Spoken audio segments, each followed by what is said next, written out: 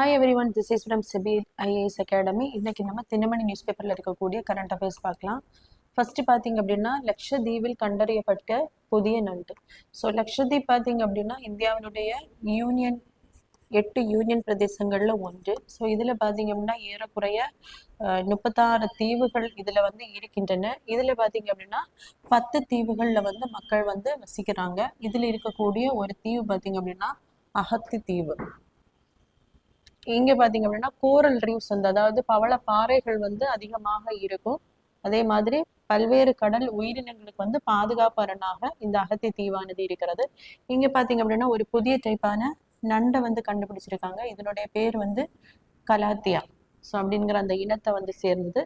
நார்மலா இந்த இனத்தை சேர்ந்த நண்டுகளை வந்து ஸ்குவாட் லாப்ஸ்டர் அப்படின்னு பொதுவா என்ன பண்ணுவாங்க அப்படின்னா பொதுவா வந்து இதை வந்து சொல்லுவாங்க. அதுக்கப்புறமா பார்த்தீங்க அப்படின்னா இந்த கலாத்தியா அப்படிங்கிற இந்த புதிய வகை நண்டுக்கு வந்து யாருடைய பேர் சூட்டப்பட்டிருக்கு அப்படின்னா கடல் உயிரியல் துறையில் குறிப்பிடத்தக்க பங்களிப்புகளை வழங்கிய அண்ணாமலை பல்கலைக்கழக கடல் அறிவியல் துறை முன்னாள் இயக்குனரும் புல முதல்வருமான தா பாலசுப்ரமணியனுடைய பேரை தான் இந்த நண்டுக்கு வந்து வச்சிருக்காங்க. ஸோ அதாவது கலாத்தியா பாலசுப்ரமணி அப்படிங்கிற இந்த புதிய வகை நன்றுக்கு வந்து இந்த பெயர் வந்து சூட்டப்பட்டுள்ளது.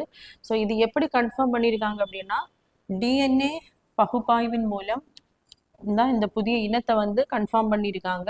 அதே மாதிரி இதை வந்து சர்வதேச விஞ்ஞானிகளும் இதை வந்து அங்கீகரிச்சிருக்காங்க.